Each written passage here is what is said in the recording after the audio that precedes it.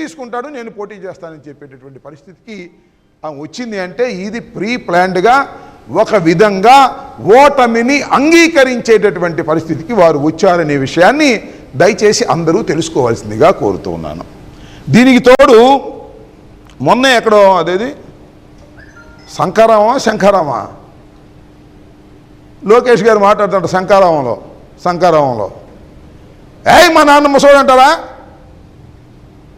చంద్రబాబు నాయుడు గారిని పట్టుకొని ముసోడు అంటారా మీరు అని ఫైర్ అయ్యాడు. ఎవరి మీద ఫైర్ అంటే ఫైర్ గాలే, అదేదో ఆయన ధోరణిలో ఆయన అయ్యాడు జగన్మోహన్ రెడ్డి గారి మీద. అదేమంటే మా నాన్నతో పాటు కొండెక్కుతావా అన్నాడు. ఇవాళ ఏందయ్యా బాబు నాకు అర్థం కాలేదు.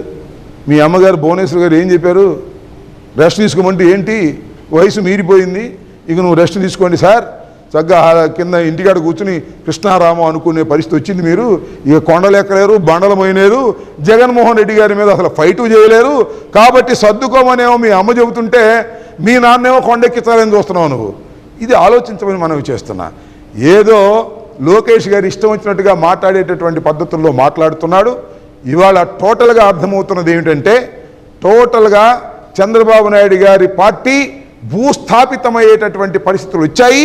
ఈ పరిస్థితిని తెలుసుకున్న తర్వాత యుద్ధం చేయటం కన్నా యుద్ధం చేయకోకుండా పక్కనుంటే మంచిదని నారా చంద్రబాబు నేను పోటీ చేస్తే గెలిచేవాడని చెప్పుకోవడానికి వీలుగా ఇవాళ కుప్పం నుంచి తప్పుకునేటువంటి పరిస్థితికి వచ్చిందనే విషయాన్ని దయచేసి ముఖ్యంగా తెలుగుదేశం పార్టీకి చెందినటువంటి కార్యకర్తలు గుర్తుపెట్టుకోవాలని మనం చేస్తున్నాం. కుప్పంలోనే పోటీ చేయలేనివాడు, కుప్పంలోనే గెలవలేనివాడు ఆంధ్ర రాష్ట్రంలో తెలుగుదేశాన్ని అధికారంలోకి తీసుకొస్తాడు అని మీరు నమ్మితే మీకన్నా పెద్ద అమాయకులు ఎవ్వరూ లేరు అనే విషయాన్ని దయచేసి గమనించమని ఈ సందర్భంగా నేను చెప్తున్నా.